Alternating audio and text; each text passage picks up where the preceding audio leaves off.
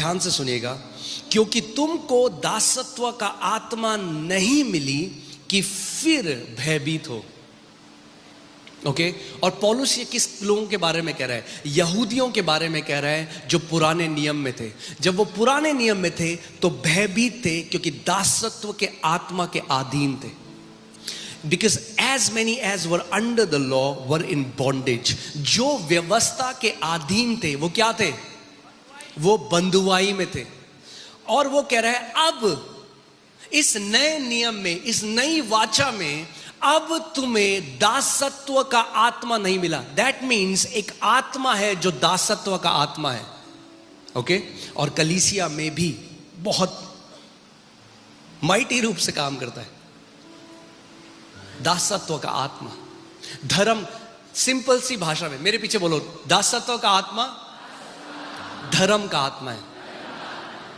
इसीलिए कई ईसाई भी उस दासत्व के आत्मा के अधीन है और दास हैं, गुलाम की तरह जीते हैं, दास की तरह जीते हैं, बिकॉज दासत्व के आत्मा के अधीन है। और वो जो दासत्व का आत्मा है उनसे कार्य कराता है जिंदगी भर। Hear this, the spirit of religion will make you perform, but you'll never reach anywhere. आपने देखा है जिम में ट्रेडमिल्स होती हैं, हाँ लोग भागते हैं 14 किलोमीटर, कहाँ पहुंचते हैं? वहीं रहते हैं 14 किलोमीटर भाग। ऐसे ही है धर्म की आत्मा जो कार्य कराएगा। आप all your life you will feel I am not enough. वो बोले 2 घंटे प्रार्थना कर रहे, 14 घंटे का 14 घंटे करोगे, नॉट इनफ।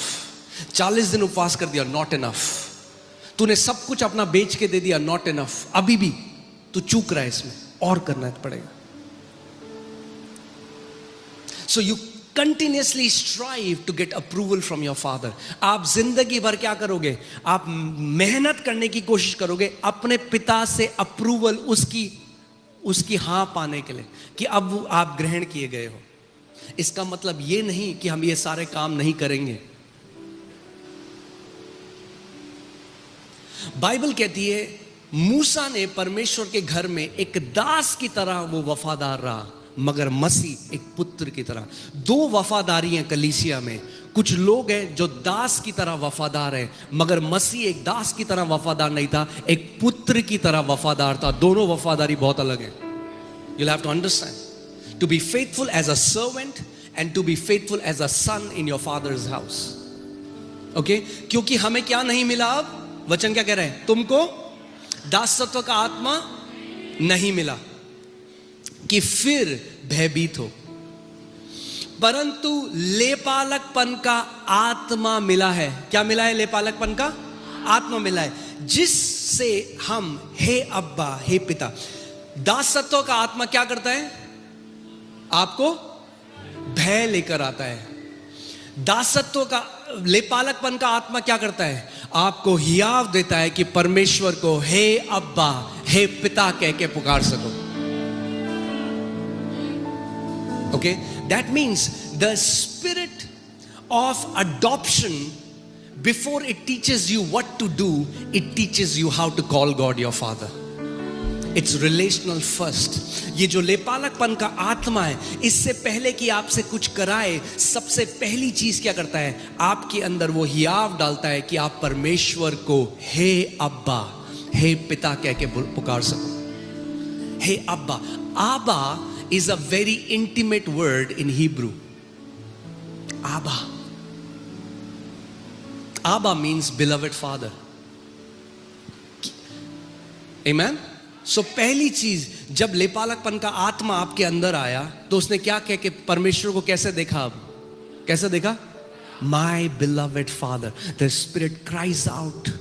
आपके अंदर से वो आत्मा ने पुकारा, हे अब्बा, हे पिता। अब दूसरी बात, अब वो आत्मा क्या करता है?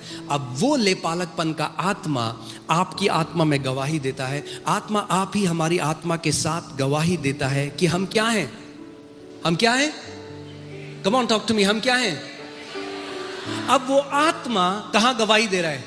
हमारी आत्मा में गवाही दे रहा है कि हम क्या हैं?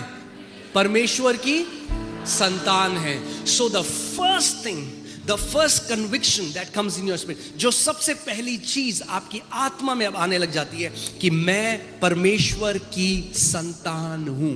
ये गवाही आपके अंदर इतनी स्ट्रांग होनी चाहिए कि कल को 7 बिलियन लोग भी बोल दें नहीं ये झूठा है, आप कहोगे कोई बात नहीं, अंदर से गवाही जो है वो बहुत स्ट्रांग है।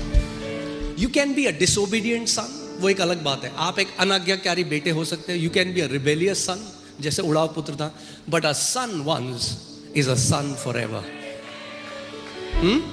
आप अनाज्ञाकारी हो सकते हैं, आप बलवा करने वाले हो सकते हैं, मगर पुत्र ही रहोगे।